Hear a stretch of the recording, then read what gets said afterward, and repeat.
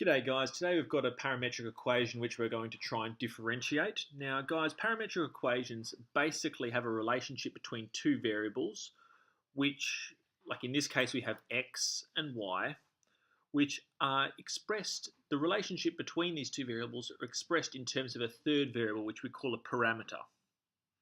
So basically parametric equations we still have two variables but they're related by a third variable.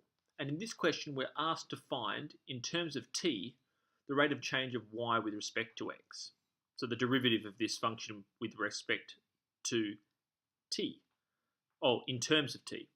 So basically what we're going to do is we're going to employ the chain rule, which we'll use to link y and x together. And after that, we will basically have a function that is the derivative of y with respect to x in terms of t. So let's get cracking. So to start with, let's figure out how the chain rule is actually going to apply in this case. So we're looking for dy dx.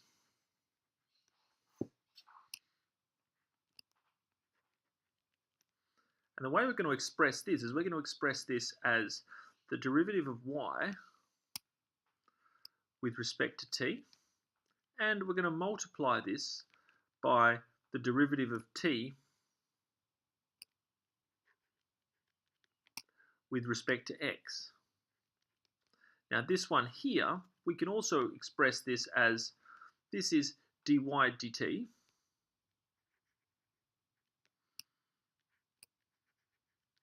We can also express this as dx dt, the inverse of it, which is what I'm going to do because it makes the maths a lot easier.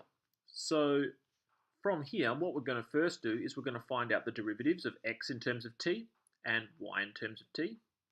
So let's get cracking on that. So to start with, we've got dx,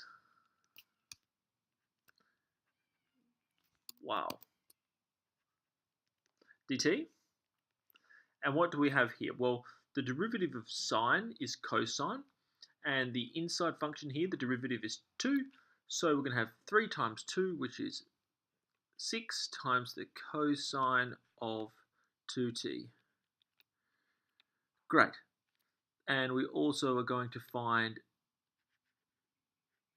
dy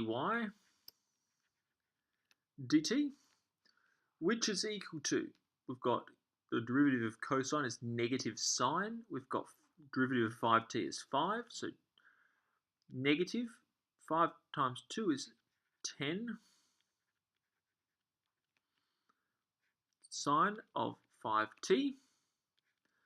Cool. So now what we're going to do is we're going to employ our chain rule. And we have dy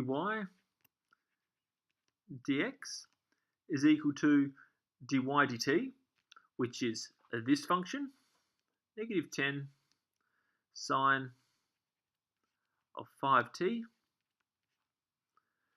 and we're going to multiply that by dx dt, 6 times the cosine of 2t to the negative 1. Now this bad boy here, all this is 1 divided by 6 cos of 2t.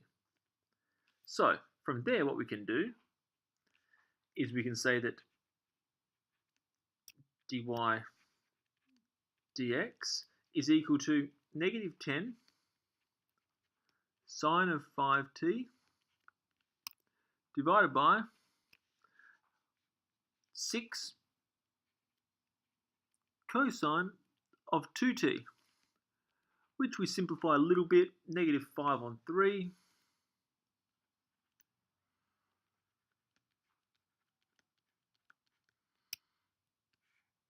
on 3 cosine of 2t.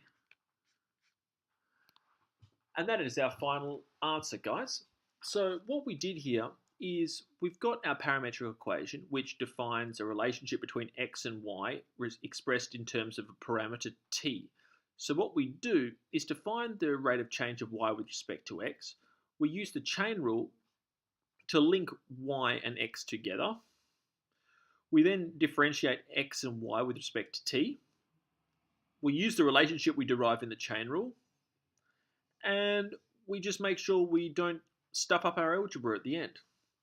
So this at the start here, guys, this here is the chain rule.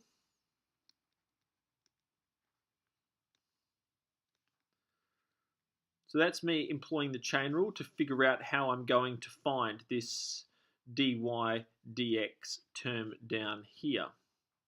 But overall, it's not that complicated. You just have to understand that this t is just the way that you link the two functions together, and that's it. So I hope the video helped, guys. If it did, please give it a thumbs up. Subscribe to my channel. I put out new videos all the time. And just remember to keep practicing. And above all, just keep making sure you enjoy your maths. See you next time.